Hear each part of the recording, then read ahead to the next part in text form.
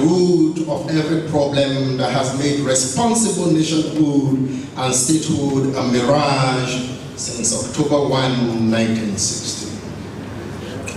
If you are in this hall and you are above the age of 40, then you belong in a generation of Nigerians raised on a diet of folk tales and other forms of traditional pedagogy. If you are not an Araoke like me, and you grew up in the city, you may not have memories of returning from the farm with your grandmother and waiting patiently for storytelling sessions after dinner. However, you probably still got your own dosage of folk tales from NTA's Tales by Moonlight. Growing up in Isonu, my hometown in Yaba East LGA of Kogi State,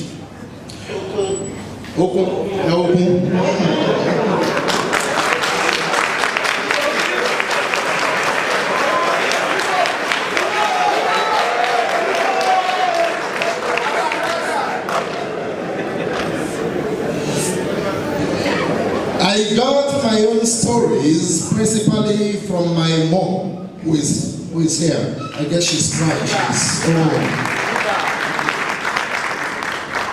And my grand auntie. We call my grand auntie Mama Ison. She's still alive and kicking well into her 90s. Tales by Moonlight on television was just an additional icing on the cake.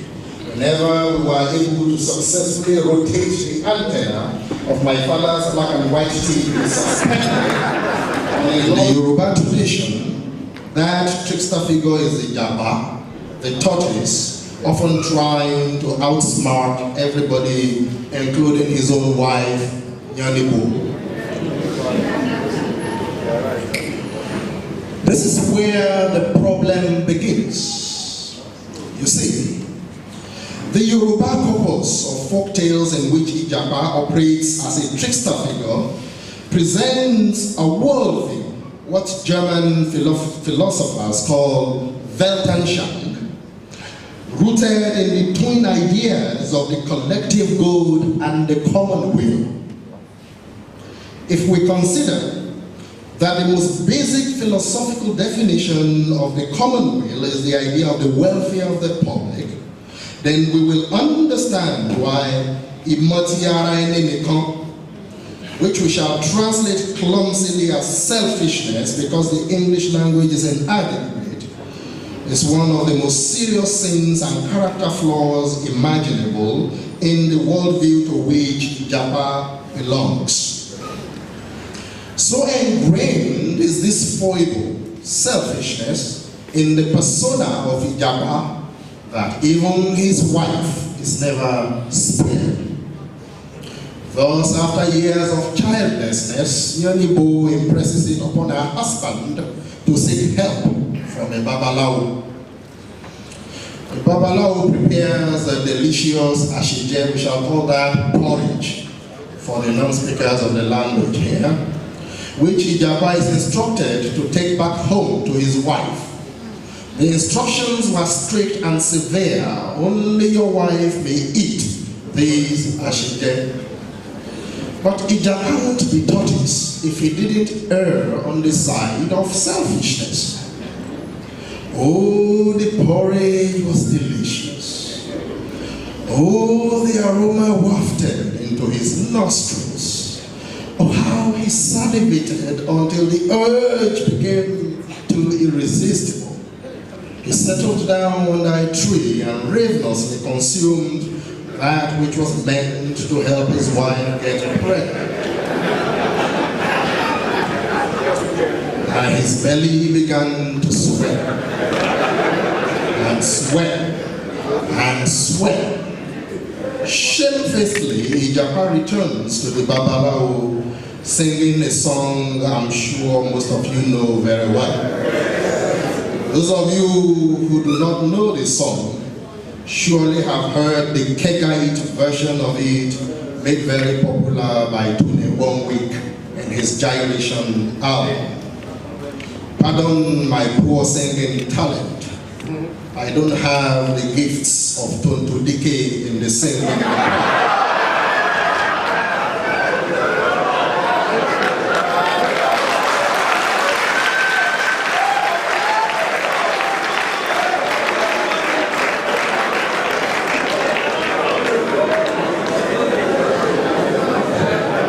But I'll try all the same.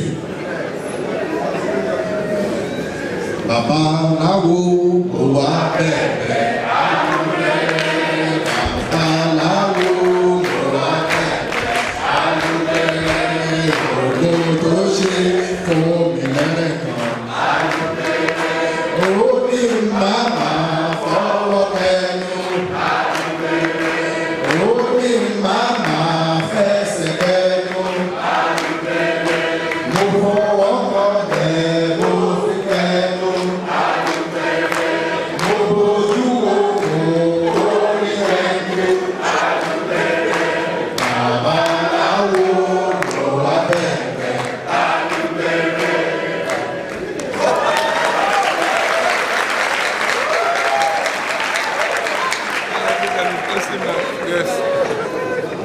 as it goes for Mrs. Tortoise, so does it go for the rest of the community. They are also victims of Ijapa's selfish wiles. In a society organized for the collective good, nothing tests the solidity of the social welfare system than farming. Therefore, during a great famine that threatened to wipe out all the animals in Ijapa's village, the villagers discovered a coconut tree that was still yielding bountifully. In order that this life-sustaining bounty might go around, it was decreed that each villager was entitled to one coconut per day. At your allotted time, you went to the coconut tree and intoned a song which caused a single coconut to fall from the tree and drop directly on your back. Having the coconut drop on your back, I suppose, was deterrence against the temptation of greed. Mr. Tortoise gets to the tree at his appointed time on the first day and sings the magic song for his share of one coconut for the day. Your chorus this time is Oturube. Orimaso Oturube, Orimaso Oturube, Orimaso Oturube. Ọ̀kan bá jálù mí inú mi á dùn, Orimaso Oturube, Orimaso Oturube. One coconut drops on his back. Another day, another time. But wait a minute, says Mr. Tortoise to himself. What happens if I ask for 2 coconuts instead of 1? I'm all here alone by myself. Who is here to announce to the other villagers that I took more than my fair share of this communal property? If the other villagers are all mumu and they come here each day for 1 paltry coconut, what's my own wahala? Ijapa, why you dey dull yourself like this? Shine your eyes. Let me try my luck and see if this tree will give me 2 coconuts. So, our friend listens to the voices in his own head and sings, Orimaso, Orimaso, Ejibajalu mi no me adun, Orimaso. His amazement, 2 coconuts drop on his back. He went home dancing and singing Magadon Pig.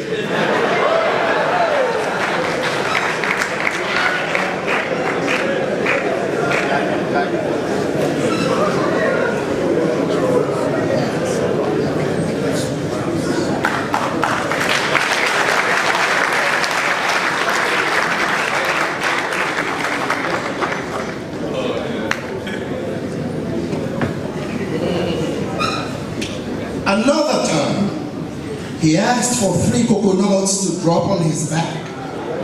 Then 4, then 5, 6, 7, 8, 9. Finally, he had enough of the daily trips to the tree. The voices invade his head again. What if I asked everything to cuckoo drop on me?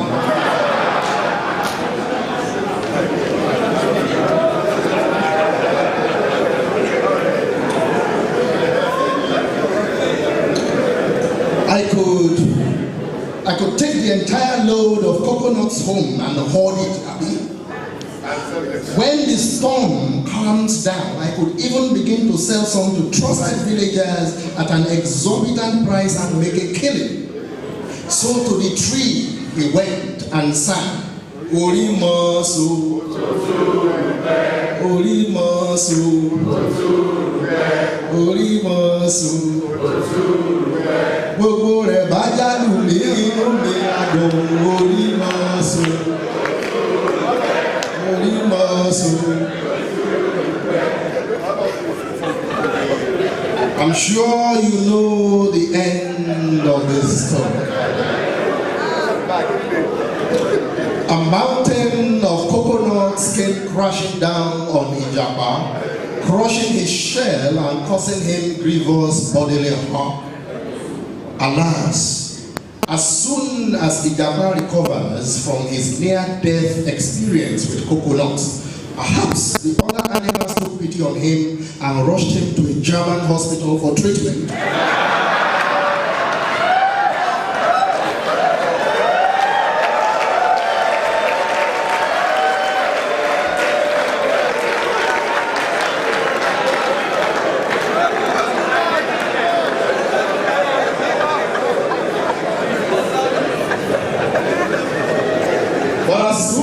He recovers and returns from Germany, he was on to his next prime. This time to cheat all the birds of the air who had invited him, who had been invited for a feast in heaven. Ijapa convinced each bird to donate a feather to him in order to be able to fly along with them to the party in heaven. The Nigerian practice of Mobomoya was also trained in the animal kingdom of Ijapa's era. As the animals got ready for the trip, Ijapa, the most cosmopolitan among the animals because of his wide travels, told everyone to take a new name as was the norm in civilized climes. Naturally, Ijapa adopted the name Mr. Everybody. Off they went to heaven. The hosts were generous. There was plenty to eat and drink. Oh, the hosts also announced that the feast was for everybody. Ijapa was of course quick to remind his fellow guests who everybody was. At the end of the day, the hungry and therefore very angry birds took their feathers from Ijapa, flew back to earth and abandoned him to his fate in heaven. If you want to know what subsequently happened to Ijapa, get Ambassador Abbas Akande Obeshiri Omorakola's album, Diplomacy. He has the story there. Everybody, Ijapa daje, everybody, Ijapa damu. Sure you know that album.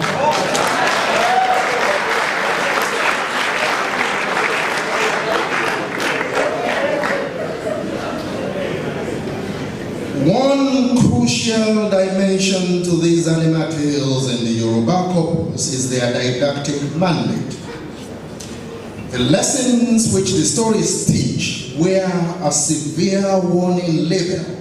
Do not behave like the trickster figure.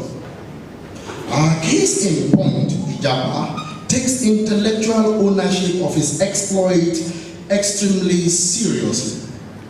We, his human audience, are not in any way allowed to imitate Ijapa's foibles. Even in the case of mixed tales, where the human and the animal worlds meet and their temporalities overlap, the human characters in those tales must heed the same warnings as those of us who are external to the narrative process. Those of you who have read Theo Fagunwa, Amos Tutuola, and their London-based literary offspring, Ben Okri, will readily understand what happens to man when he violates the fundamental condition for dealing with the animal's actions in the tales. That condition, the covenant we must all enter into with the trickster figure, is to avoid plagiarizing his actions.